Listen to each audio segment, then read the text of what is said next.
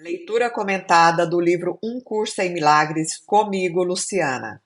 Capítulo 3: A Percepção Inocente. Seção 3: Percepção versus conhecimento. Estivemos enfatizando a percepção e falamos muito pouco do conhecimento até agora. Isso porque a percepção tem que ser endireitada antes que se possa conhecer alguma coisa. Conhecer é ter certeza. A incerteza significa que não conhece. O conhecimento é poder, porque é certo, e certeza é força. Olha que lindo, quando a gente está enxergando o mundo através simplesmente das nossas percepções, a gente não consegue acessar o nosso real poder e nem o conhecimento verdadeiro por trás de toda a existência humana. A percepção é temporária. Por quê que ele fala isso? Porque é justamente até que a gente acorde literalmente do sono que a gente está vivendo aqui, do sono repleto de ilusões. Aí quando a gente acorda, a percepção ela já não é mais necessária, porque ela também é um instrumento de aprendizado aqui. Aí a gente começa a acessar o verdadeiro conhecimento e que nos dá essa força que ele falou anteriormente. Como um atributo da crença no espaço e no tempo, a percepção está sujeita ao medo ou ao amor. As percepções equivocadas produzem medo e as percepções verdadeiras fomentam o amor, mas nenhuma traz certeza, pois toda percepção varia. É por isso que ela não é conhecimento. A percepção verdadeira é a base para o conhecimento, mas conhecer é a afirmação da verdade e está além de todas as percepções. Só para trazer um pouco mais de clareza, percepções têm a ver com os nossos cinco sentidos humanos aqui, né? E é tudo aquilo que a gente percebe com os nossos sentidos. Por isso, ele fala o tempo inteiro de percepções, porque o conhecimento é algo que vem de dentro, é aquilo que mexe com a gente, que vibra, que causa uma sensação de, nossa, é isso mesmo, entende? Todas as suas dificuldades brotam do fato de que não reconhece a ti mesmo, ao teu irmão ou a Deus. Reconhecer significa conhecer de novo, implicando que antes conhecia. Ou seja, olha que profundo. Esse reconhecimento que ele fala da gente mesmo, do outro e de Deus, na verdade, é a gente se lembrar de quem a gente é, de quem é o outro aqui manifestado, do que é Deus, que é tudo parte dessa grande força universal, dessa grande totalidade, dessa grande consciência. E é aquilo que foi falado antes, a gente está aqui para se lembrar de quem somos e do que viemos fazer aqui, que é o mais importante, né? Pode ver de muitas maneiras, porque a percepção envolve interpretação, e isso significa que ela não é íntegra ou consistente. E por que ele fala isso? Porque cada um de nós aqui vamos perceber as coisas externas do mundo, a vida e nós mesmos, ou mesmo Deus, de forma diferente, porque a forma como a gente percebe está impregnada com as nossas crenças, as nossas dores profundas, os nossos traumas, os nossos sofrimentos e também os nossos medos. Por isso que essa interpretação não é íntegra nem consistente, porque o que a gente vê não é o que todo mundo vê. É individualizado demais, gente. É muito particular. Depende daquilo, tudo que eu já experienciei, que eu já vivi, ou nesta vida, ou em vidas anteriores. Aquilo que eu já trouxe de outras vidas também, né? O milagre, sendo uma maneira de perceber, não é conhecimento. É a resposta certa para uma questão, mas você não questiona quando conhece. Questionar ilusões é o primeiro passo para desfazê-las. E isso fala muito aqui. Pergunte: será que é isso mesmo? Será que eu estou interpretando corretamente, que eu estou vendo essa situação da forma real, no sentido mais profundo do que está acontecendo? Será que eu estou vendo essa pessoa de forma verdadeiramente real? A gente tem que questionar o tempo todo, porque respostas vão chegar até a gente para trazer clareza. mas tem que perguntar, senão nenhuma resposta chega. O milagre ou a resposta certa as corrige. Como as percepções mudam, a sua dependência do tempo é óbvia. Como você percebe a qualquer momento dado, determina o que faz, e as ações têm que ocorrer no tempo. Então, aqui de novo trazendo aquilo, né? A forma como a gente percebe aquilo que a gente acredita determina aquilo que a gente faz o tempo inteiro. O conhecimento é intemporal, porque a certeza não é questionável. Intemporal quer dizer que está presente na intemporalidade. O mundo pode mudar, mas o conhecimento da justiça é intemporal, do amor verdadeiro, da unicidade e também de todos aqueles aspectos e valores elevados que nos vinculam a essa grande fonte criadora. O conhecimento é intemporal porque a certeza não é questionável. Você conhecerá quando tiver cessado de questionar.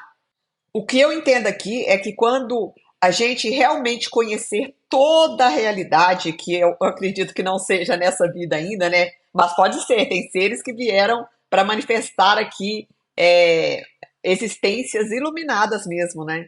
Mas o que eu entendo aqui é quando a gente conhecer realmente, a gente já não vai precisar mais questionar nada, porque aí a gente vai ter a certeza de que tudo isso aqui foi construído como uma forma amorosa de aprendizado e de cura.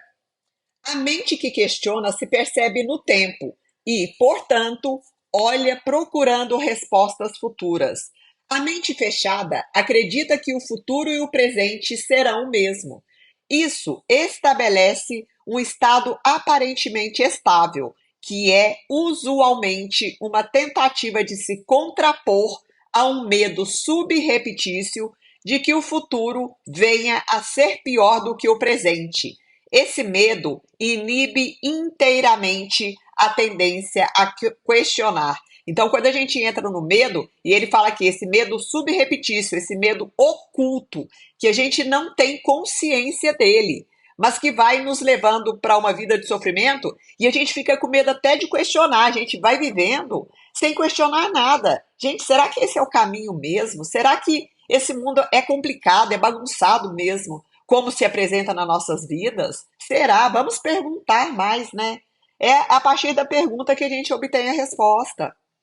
A visão verdadeira é a percepção natural da vista espiritual, mas ainda é uma correção, em vez de um fato. A vista espiritual é simbólica e, portanto, não é um instrumento para o conhecimento.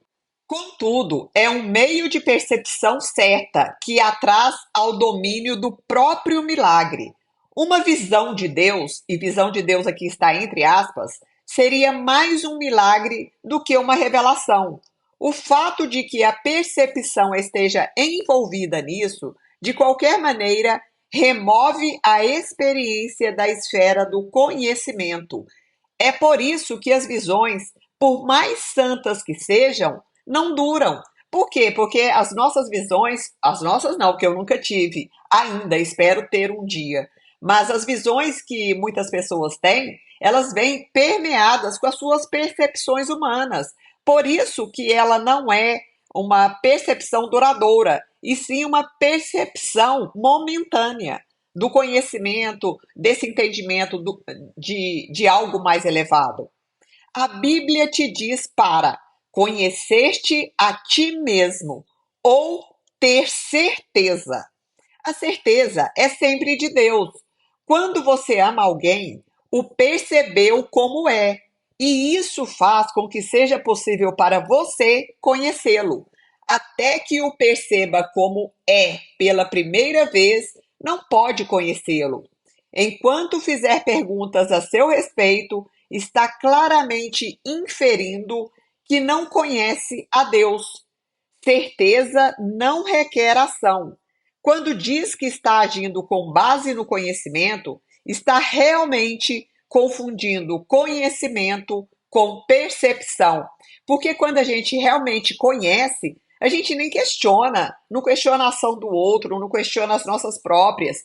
a gente para de questionar, porque o questionar, o perguntar, é próprio da percepção. Então, conhecer é ter essa aceitação plena de tudo o que acontece, a aceitação plena da vida e esse entendimento de que tudo é para o bem maior, né? O conhecimento provê a força para o pensamento criativo, mas não para fazer as coisas certas. A percepção, os milagres e o fazer estão intimamente relacionados. O conhecimento é resultado da revelação e só induz ao pensamento. Mesmo em sua forma mais espiritualizada, a percepção envolve o corpo. O conhecimento vem do altar interior e é intemporal, porque envolve a certeza. Perceber a verdade não é o mesmo que conhecê-la. A percepção certa é necessária antes que Deus possa se comunicar diretamente com os seus altares, os quais ele estabeleceu em seus filhos. Então, olha que profundo, que lindo e que libertador, né? Esse altar que está em cada um de nós é o templo sagrado de conexão com esse Deus criador, com essa fonte criadora. É lá que ele mora, dentro de cada um de nós, é lá que ele habita. Não é lá no céu, gente. Ele não está lá e a gente aqui. Nós não estamos separados dele. E continua aqui. Lá ele pode comunicar a certeza de Deus, né? Sua certeza com letra maiúscula. E o seu conhecimento trará paz, sem questionamentos. Aqui eu trago novamente esse estado de paz, é um estado de consciência. Se eu estou com muito medo, com muitos pensamentos turbulentos, eu não estou nesse estado de paz porque eu não acredito que Deus mora dentro de mim, que ele habita em mim. Acho que é impossível, né? A gente pensa, né, equivocadamente. Deus não é um estranho para seus filhos, e seus filhos não são estranhos uns para com os outros. O conhecimento precedeu tanto a percepção quanto o tempo, e irá, em última instância, substituí-los. Então, o conhecimento vem antes. Ele precede a percepção e o tempo, o espaço-tempo aqui que a gente vive. E em última instância, ou seja, o propósito final é que o conhecimento substitua essas ilusões, que é a percepção e esse entendimento de espaço-tempo como realidade. Esse é o significado real de alfa e ômega, o princípio e o fim. E também de antes que Abraão existisse, eu sou. Então ele trouxe essas duas frases aqui, né? E está explicando qual é esse conhecimento, o que que elas significam. Porque a linguagem que Jesus nos trouxe é toda simbólica. E muitos de nós, e muitos que vieram antes de nós também, e interpretaram essa linguagem ao pé da letra. Então vou repetir as duas frases. Alfa e ômega, o princípio e o fim. E a outra frase, antes que Abraão existisse, eu sou. E ele continua, a percepção pode e tem que ser estabilizada, mas o conhecimento é estável. O conhecimento é sempre estável. O que a gente precisa fazer, que é a nossa parte humana aqui, que cabe a cada um de nós, é estabilizar a percepção através do domínio da nossa mente, do entendimento de que tem uma voz aqui na nossa mente que não é a gente e que ela tenta nos levar o tempo inteiro para o caminho contrário à nossa evolução.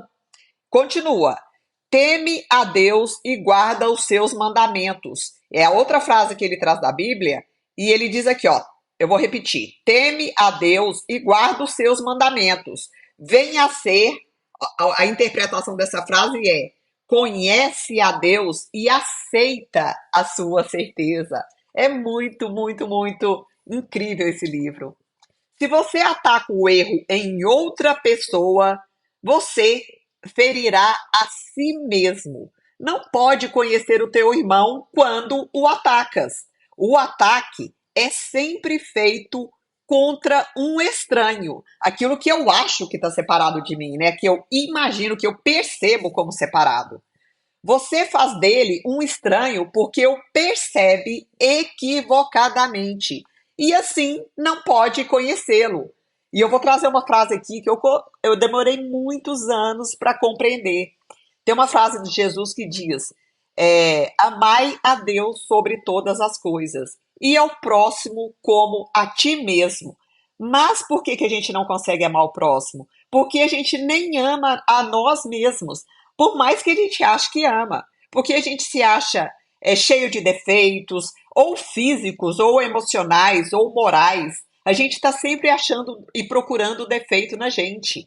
Então a gente não acha que a gente tem esse merecimento e nem que o outro é igual a gente. A gente se percebe separado. Então, quando a gente passa a verdadeiramente se aceitar como se amar, se respeitar, a gente também consegue dar esse amor para o outro. Por quê? Porque a gente só pode dar aquilo que nos sobra. Se falta para a gente mesmo, como que eu vou amar o outro, gente? Se eu não tenho amor nem comigo mesmo. Então é impossível amar o próximo como a ti mesmo. Porque se você não se ama em profundidade, verdadeiramente, e eu não estou falando de questões egoístas, e nem de nenhum tipo de narcisismo, não é isso. É de ter tanto amor, tanta aceitação por si mesmo, que isso cresce cada vez mais no meu interior, no meu ser, e eu posso olhar para o outro e expressar para o outro aquilo que já começa a me sobrar, porque eu reconheço a beleza da criação divina. E eu vou ler só um pedacinho aqui que eu começo a explicar, aí acaba que eu tiro um pouquinho do contexto aqui. O ataque é sempre feito contra um estranho. Você faz dele um estranho porque o percebe equivocadamente e assim não pode conhecê-lo. Você o teme porque fez dele um estranho. Percebe-o corretamente de modo que possas conhecê-lo. Ele pede aqui: percebe o outro de modo correto. Enxerga nele a beleza, enxerga a face de Cristo nele, enxerga o amor divino manifestado nele, a perfeição do outro. E pare de olhar só para aquilo que esse mundo de ilusões tenta fazer a gente olhar. E assim você pode conhecê-lo. E conhecendo o outro, você também já conhece a ti mesmo. Não há estranhos na criação de Deus. Para criar como ele criou, você só pode criar o que conhece e, portanto, aceita como seu. Deus conhece as suas crianças com perfeita certeza. Ele as criou por conhecê-las. Ele as reconhece perfeitamente. Quando elas não reconhecem umas às outras, também não reconhecem a ele. Então, esse é o caminho de reflexão linda e amorosa de hoje. Fim da leitura do livro-texto.